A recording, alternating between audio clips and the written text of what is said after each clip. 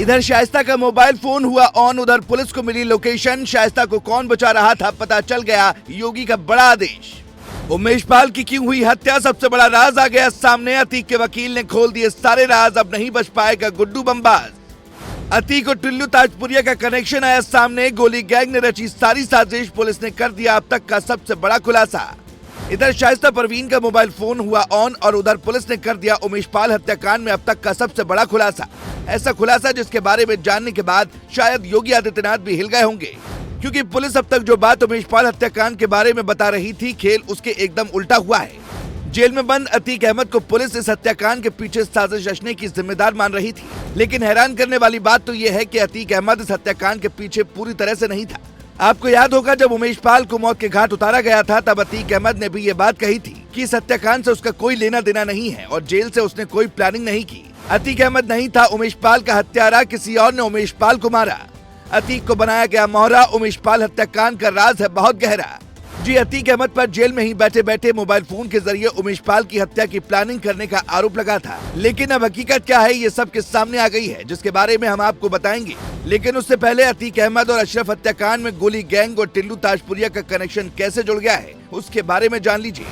Tihar jail में gangster Tillu की हत्या के लिए जिम्मेदार कहे जा रहे जितेंद्र गोगी गैंग का कनेक्शन प्रयागराज में हुए शूटआउट से सीधे तौर से जुड़ा है। इस मामले में जो खुलासा हुआ है वो ये कि अतीक अहमद और अशरफ पर गोलियां बरसाने में तुर्की की जिस जगाना पिस्टल का शूटरों ने इस्तेमाल किया था, उन पिस्टलों से टिल्लू ताजपुरिया को मारा जाना था। टिल्लू ताजपुरिया की हत्या के लिए ये पिस्टल 2 साल पहले उसके विरोधी जितेंद्र गोगी गैंग ने शूटर सनी को पहुंचाई थी। टिल्लू ताजपुरिया की सुपारी मिलने के बाद हमीरपुर का अपराधी सनी, जिसने अतीक अहमद पर गोलियां बरसाई, वो टिल्लू की हत्या की फिराक में था, लेकिन इसी बीच जितेंद्र गोगी की हत्या कर दी गई थी, जिसके बाद सनी वापस हमीरपुर आ गया था। खबरों की माने तो जो पिस्टल टिल्लू को मारने के लिए सनी को मिली थी, उसी से उसने अतीक को मौत के घाट उतारा। अब उमेश पाल हत्याकांड में जो पुलिस ने सबसे बड़ा खुलासा किया है उसके बारे में जान लीजिए।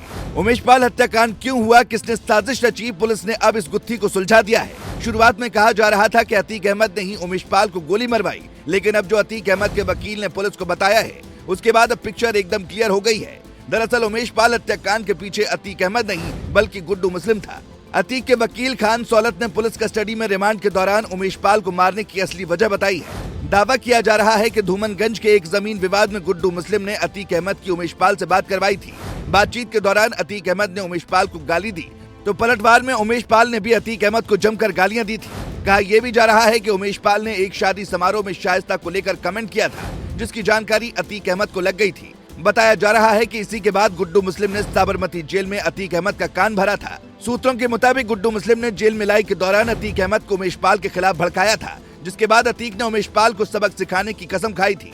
यानी उमेश पाल को रास्ते से हटाने की सारी प्लानिंग गुड्डू मुस्लिम ने की। शाइस्ता परवीन पर भी खबर आ रही है कि उसने अपना फोन ऑन किया है और पुलिस उसके फोन के जरिए उस तक पहुंचने की कोशिश कर रही है, लेकिन बताया जा रहा है कि शाइस्ता परवीन बार बार लोकेशन बदल रही है, जिसकी वजह से उस तक पहुंच पाना पुलिस के लिए अब तक आसान नहीं हो पाया है। हालांकि अब देखने वाली बात होगी कि गुड्डू मुस्लिम और शाइस्ता परवीन को पुलिस कितनी जल्दी गिरफ्तार कर पाएगी।